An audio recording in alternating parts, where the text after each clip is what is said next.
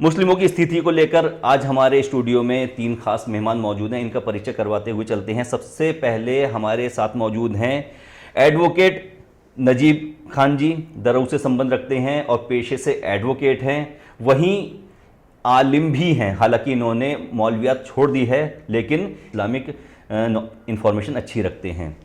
वहीं जावेद मलिक साहब हैं, समाज सेवी हैं और किच्छा के एक अच्छे जाने पहचाने नाम हैं। तीसरे नंबर पर जो हमारे साथ जुड़े हुए हैं वो हैं अहमद सलमान जी। अहमद सलमान पेशे से जर्नलिस्ट हैं और मुस्लिम समुदाय से संबंध रखने के कारण इन्हें भी इस्लामिक और मुस्लिम मुद्दों की अच्छी समझ है। हम अपने कार्यक्रम में आप तीनों का स्वागत करते हैं, खैर मकदम करते हैं। तो सबसे पहला सवाल जो उठता है शिक्षा को लेकर, नजीब जी, शिक्षा की स्थिति इतनी ज़्यादा बदतर है, ख़ास तौर पे किच्छा में, मुस्लिम समुदाय में, कि सच्चर कमेटी खुद कहती है कि दलितों से ज़्यादा पिछड़े हुए मुसलमान हैं।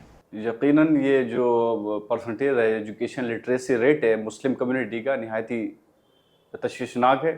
क्योंकि आप नेशनल एजुकेशन लिटरेसी रेट देखेंगे तो मुस्लिम कम्युनिटी का सबसे down national education literacy rate है इस वक्त। और जबकि हमारे होली कुरान में जो फर्स्ट वही रिवील्ड हुई प्रॉफिट मोहम्मद सल्लल्लाहु अलैहि वसल्लम पे, उसका पहली वही का जो पहला वर्ड था इक़रा, पढ़िए अपने रब के नाम से, वो पहली वही का पहला वर्ड जो रिवील्ड हुई प्रॉफिट सल्लल्लाहु अलैहि वसल्लम पे, वो एजुकेशन से, तालीम से, इल्म से ताल्लुक़ रखता था। अफसोस की बात है कि इतनी ज़्यादा कंपलसरी एजुकेशन होने के बावजूद मुस्लिम कम्युनिटी ने एजुकेशन में अपना वो रोल प्ले नहीं किया।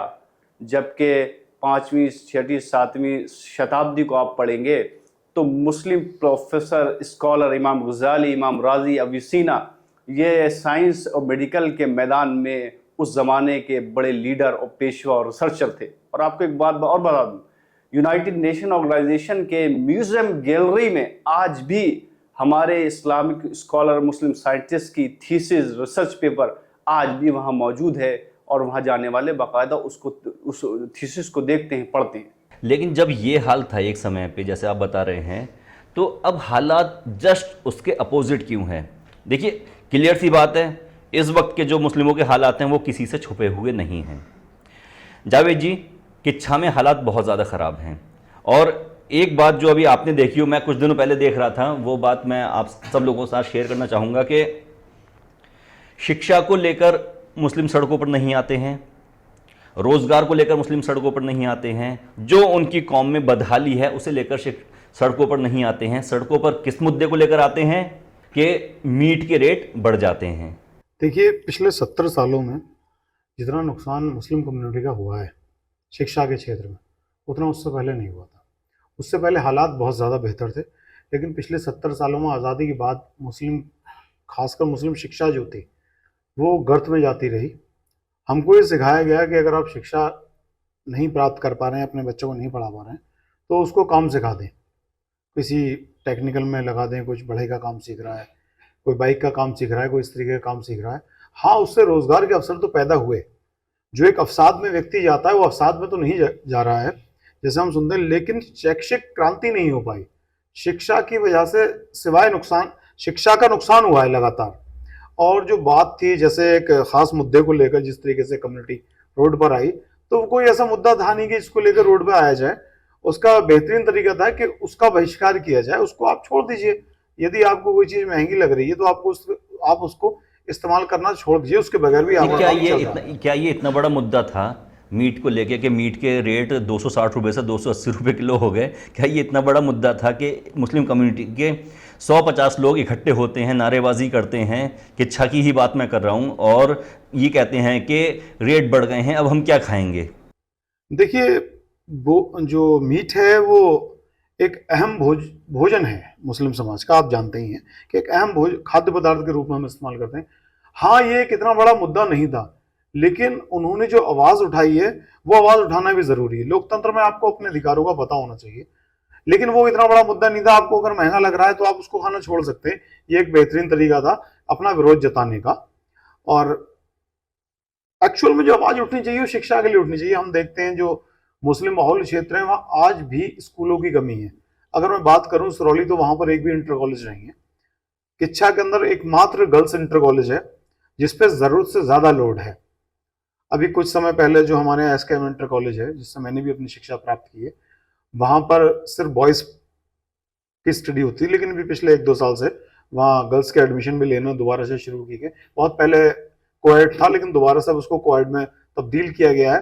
एक पहले लेकिन किच्छा और जो आसपास की जो क्षेत्र है, जैसे सिरौली है, बंडिया, यहाँ इंटर कॉलेज की बहुत ज्यादा जरूरत है, खासकर वो क्षेत्र जो मुस्लिम बाहुल्य क्षेत्र है। सिरौली में एक भी इंटर कॉलेज नहीं, एक सरकारी स्कूल है सिरौली के अंदर, और उस पर इतना ज्यादा लोड है कि अगर उसकी कैपेसिटी मान लीजिए 500 की, तो वहाँ 1500 बच्चे हैं। स्थिति ये है वहां पर।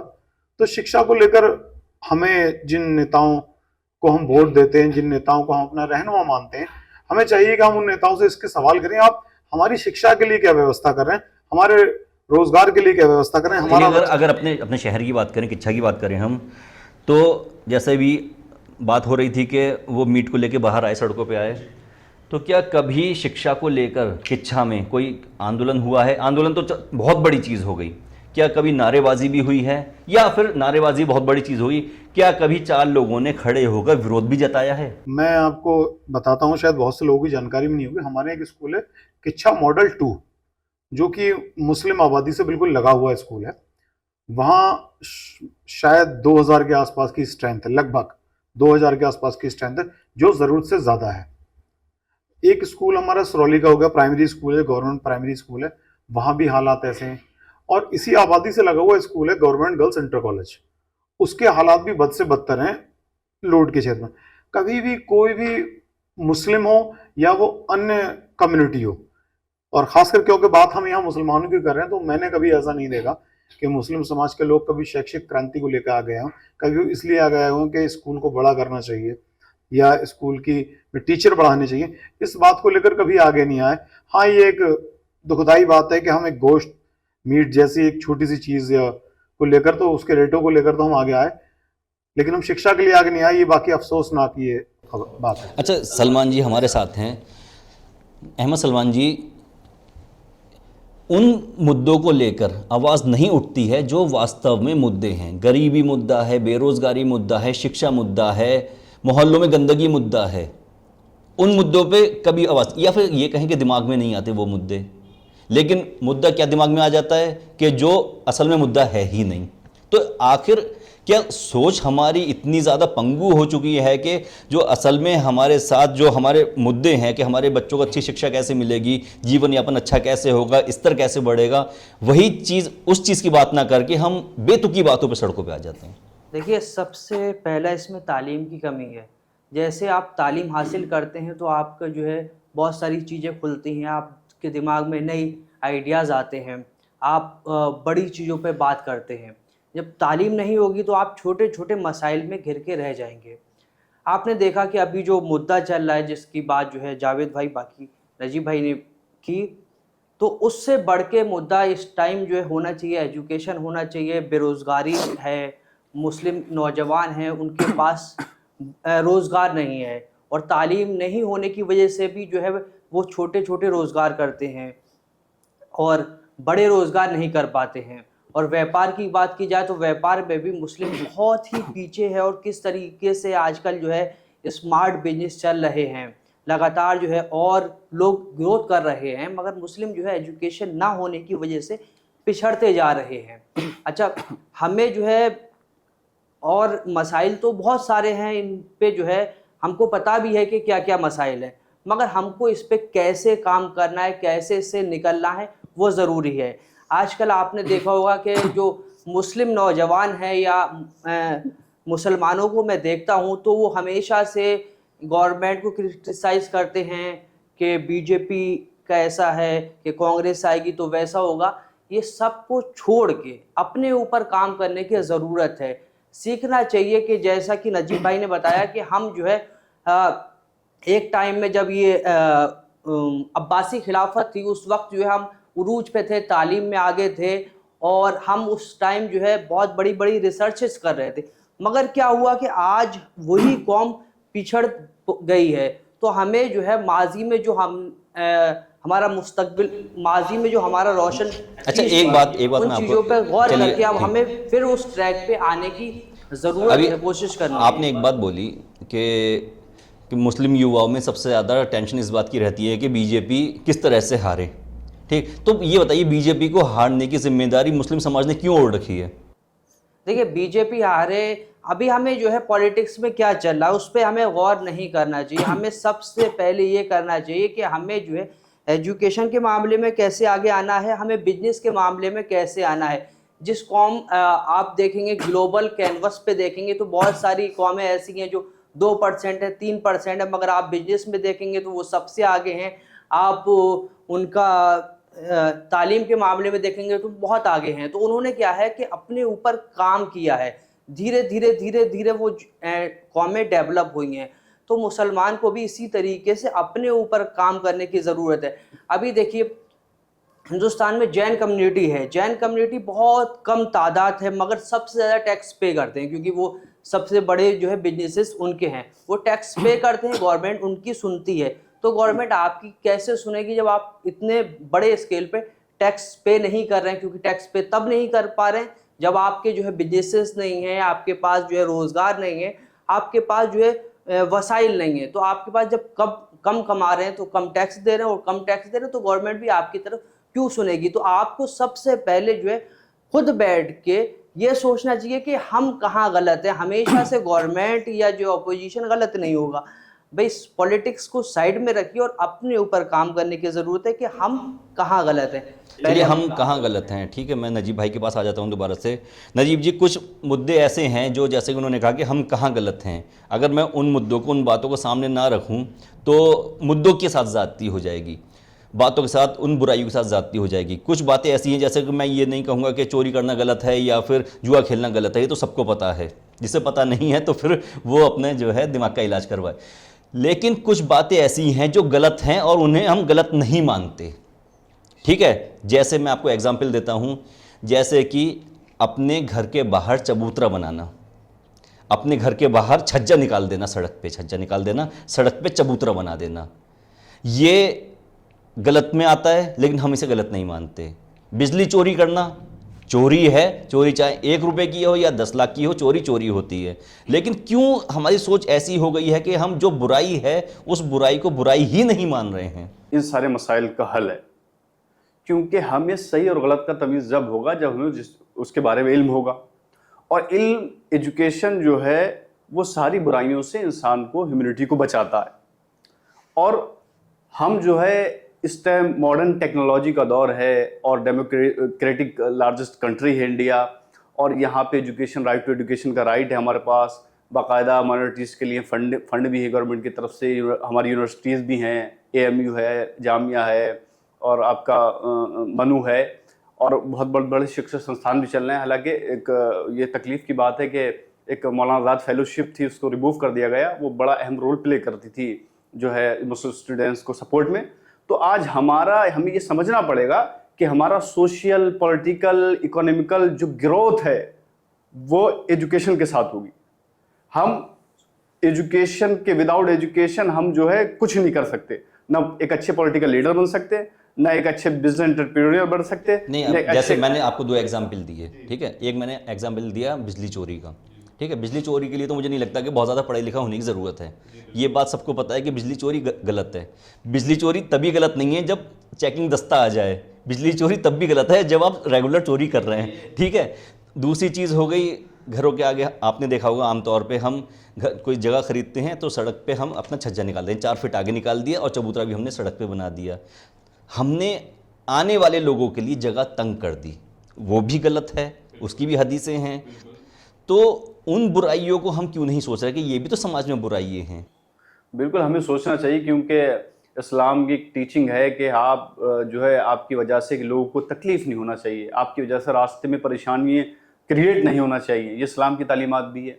तो ये सब चीज़ों का, प्रॉब्लम्स का सॉल्यूशन जब होगा जब हम अच्छी तालीम होगी, एक अच्छा दिल होगा, अच्छी हिकमत अमली होगी, तो फिर हम ये सोचेंगे कि हमारे सोसाइटी की, हमारी कम्युनिटी की, हमारे नेशन की तमाम जो बुराइयाँ या मुश्किलात का सॉल्यूशन हो और हमारी सोसाइटी एक डेवलप और प्रोग्रेसिव सोसाइटी हो, हमारा देश एक प्रोग्रेसिव कंट्री बने। क्यों मॉडर्न टेक्नोलॉजी का दौर है और आज हर मुल्क, हर जो है मुल्क की GDP तरक्की कर रही है, तो हम एज ए मुस्लिम हम ये ना देखें कि कौन सी पार्टी जीत रही है, कौन सी विन कर रही है, कौन सी लूज कर रही है। हमें एज ए मुस्लिम यंगस्टर इस बात पे तवज्जो देना चाहिए कि हम वेल एजुकेटेड हों, अच्छे सोशल वर्क हों, ताकि हमारी ज़ात से एज अ मुस्लिम हमारी सोसाइटी का फ़ायदा हो, हमारे नेशन का फ़ायदा हो, और सोसाइटी में रहने वाली हर एक कम्युनिटी का हमारे ज़रिए फ़ायदा हो, प्रॉफिट हो, लाभ हो, ताकि हमारा मुल्क और सोसाइटी तरक्की करे।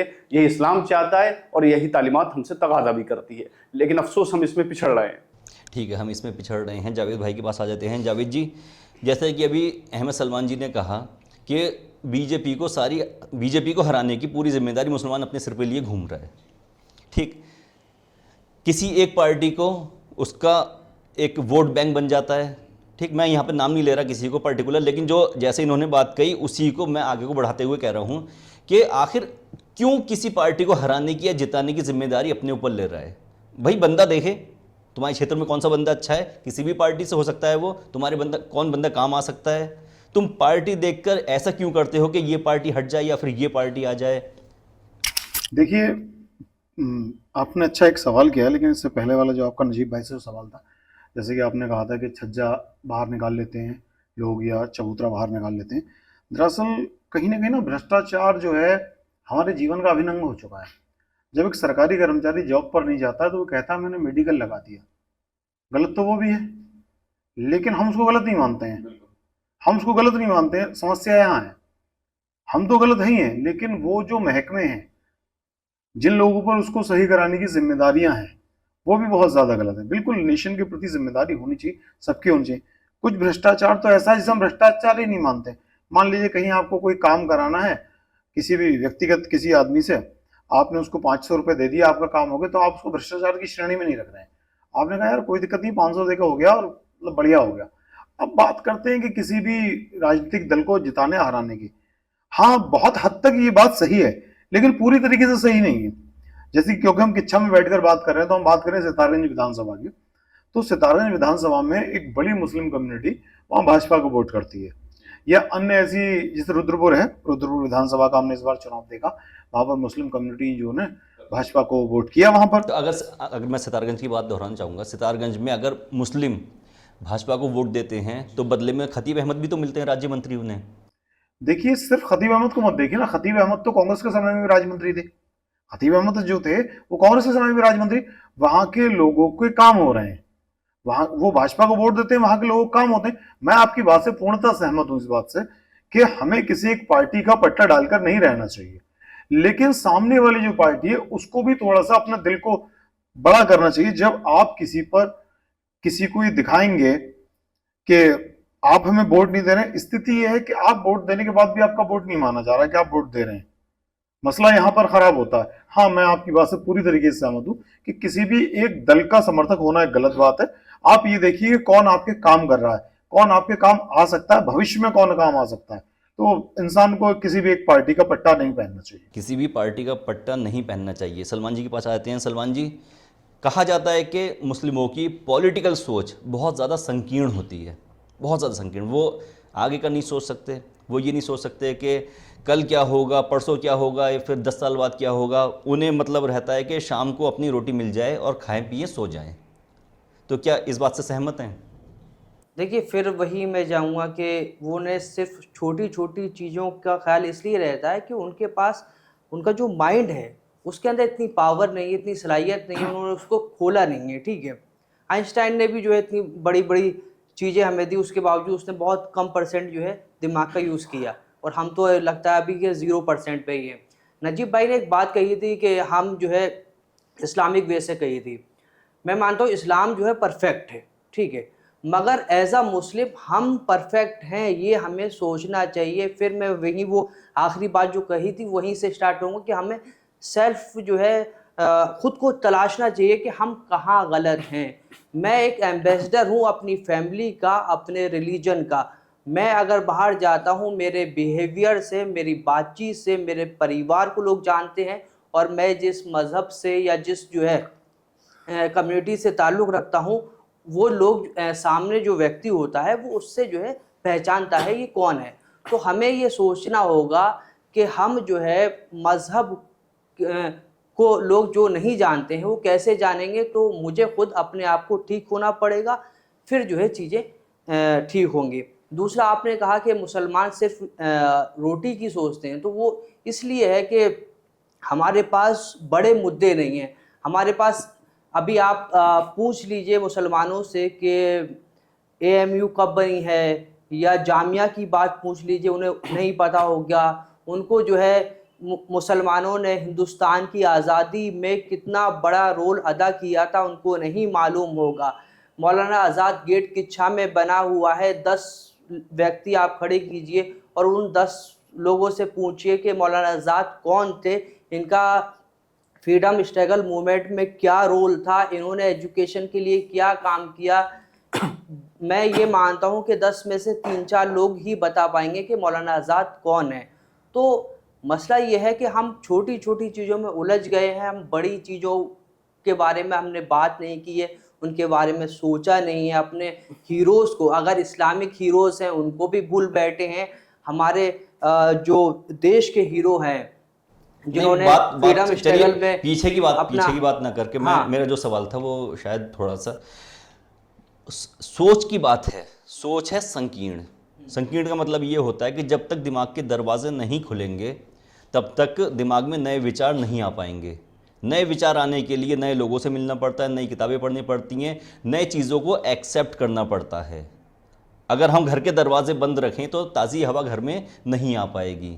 तो हम लोगों ने क्या किया है कि उस दरवाजे को बंद कर रखा है। दूसरे मैं इसमें ऐड करूंगा कि दूसरों से सीखना पड़ता है। हम डायरेक्ट जो है बहुत सारे जो है मेरे नौजवान साथी आरएसएस को क्रिटिसाइज करते हैं, मगर हमें आरएसएस से सीखना होगा कि उनके अंदर कितना डिसिप्लिन है। आरएसएस 100 साल या 90 साल पहले बनी, उन्होंने कितना जो है एक एक दिन करके जो है उस काम को करा, तब वो जो है 2 सीटों से और अब जो है 400 के आसपास पहुंचे हैं। और पूरे देश के अलग अलग हिस्सों में उनकी गवर्नमेंट बनी है। और ठीक है, तो उन्होंने धीरे धीरे काम किया है, उन्होंने डिसिप्लिन को फॉलो किया है, तब जाके वो यहाँ पर पहुँचे। कोई भी कौम या कोई भी इंडिविजुअल व्यक्ति रातों रात कुछ नहीं तब्दील होता है, वो एक प्रोसेस चलता है और उस प्रोसेस में टाइम लगता है, उसमें एनर्जी खर्च होती है, उसमें बहुत सारी जो है प्रॉब्लम्स फेस करनी पड़ती है। ठीक है, तो तब जाके कुछ नई चीज़ सामने आती है। तो हमें जो है इस प्रोसेस को फॉलो करना पड़ेगा, तब हम कुछ कर पाएंगे।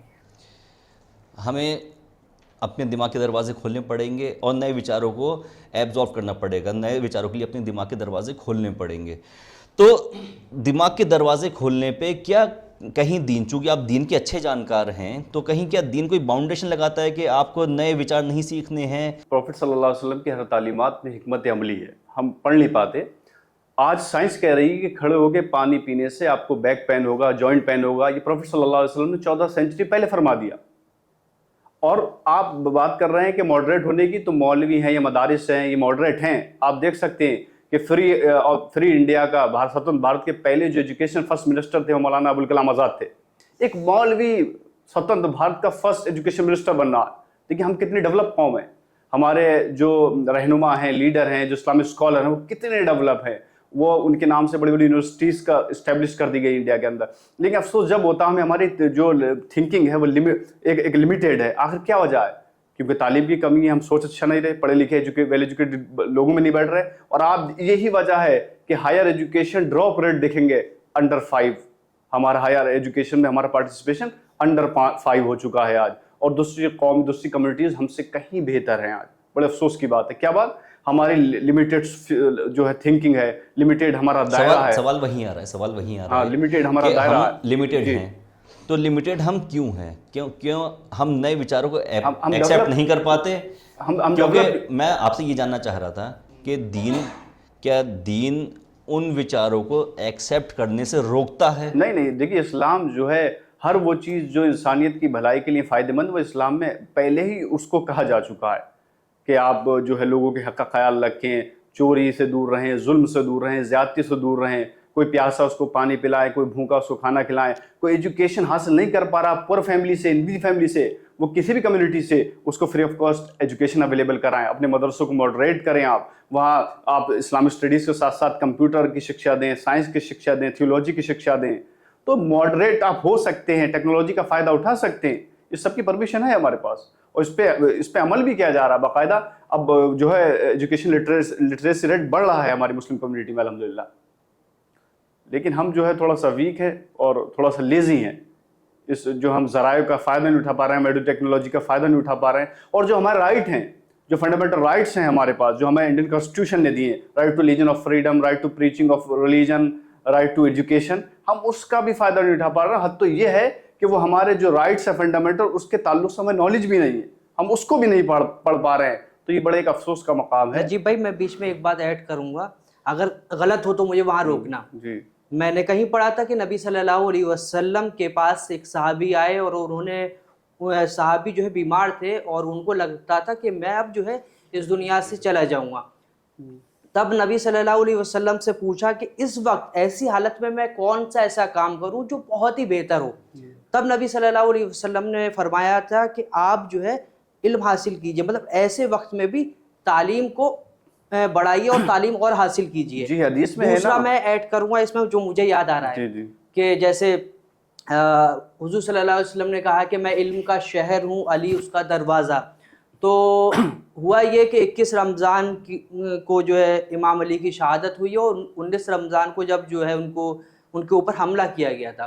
तो जब ज़ख्मी हालत में इमाम अली अपने घर पे थे, तब अपने बेटों से कहा कि मेरे सारे साथियों को बुला लाओ, और जब साथी आए तो उस वक्त इमाम अली ज़ख्मी हालत में अपने साथियों से कह रहे थे कि पूछ लो, इल्म और हासिल करना चाहते हो, जितना मुझसे इल्म लेना चाहते हो आप इल्म ले लो। अब आप सोचिए कि इल्म का मकाम इस्लाम में कितना ज़्यादा है कि नबी सल्लल्लाहु अलैहि वसल्लम सहाबी रसूल से फरमा रहे हैं कि इस वक्त में भी आप इल्म हासिल करो।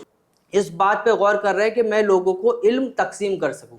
जी, मुस्लिम की एक हदीस है, उसका दर्स ये है कि जब आप इल्म के लिए सफ़र करते हैं, इल्म के लिए निकलते हैं, तो आपके लिए जन्नत का रास्ता आसान हो जाता है। और एक हदीस और है, प्रोफेट सल्लल्लाहु अलैहि वसल्लम ने फरमाया इल्म हासिल करो माँ की गोश्त से गोर तक, यानी कब्र तक। इसमें आप देखिए एजुकेशन का कितना इंपॉर्टेंस है इस्लाम के अंदर। लेकिन मुस्लिम कम्युनिटी को इसको लेके जागरूक हो रही है, अवेयरनेस हो रही है, और मज़ीद जो है इस्लामिक स्कॉलर्स को, जो इस्लामी इंटेलेक्चुअल हैं, उनको इसको अवेयरनेस फैलाने की ज़रूरत है। तो इंशाल्लाह हमें बहुत बेहतर रिजल्ट मिलेगा मुस्तकबिल में, इन फ्यूचर इंशाल्लाह। तो दोस्तों, जैसा कि आपने देखा कि तीनों दानिश्वरों ने, तीनों बुद्धिजीवियों ने अपनी अपनी बात रखी और इल्म को लेकर तीनों ने एक ही राय में ये कहा कि इल्म की बहुत ज़्यादा ज़रूरत है। उन मुद्दों को सड़क पर उठाने की ज़रूरत नहीं है जो कि बेबुनियाद हैं, जो कि कहीं से कहीं तक आपको सामाजिक ताल्लुक़ नहीं रखते हैं। उन मुद्दों को उठाइए जिससे कि आपका सोशल स्तर अच्छा हो सके, आपको शिक्षा मिल सके, आपको रोज़गार मिल सके और आपका सामाजिक स्तर बेहतर हो। तो चलिए कार्यक्रम को यहीं समाप्त करते हैं। ऐसे ही और भी कार्यक्रम अपने स्टूडियो में आयोजित करते रहेंगे और बुद्धिजीवियों को बुलाते रहेंगे, उनसे बात करते रहेंगे। हमसे जुड़े रहें और देखते रहें टुडे न्यूज़ 9।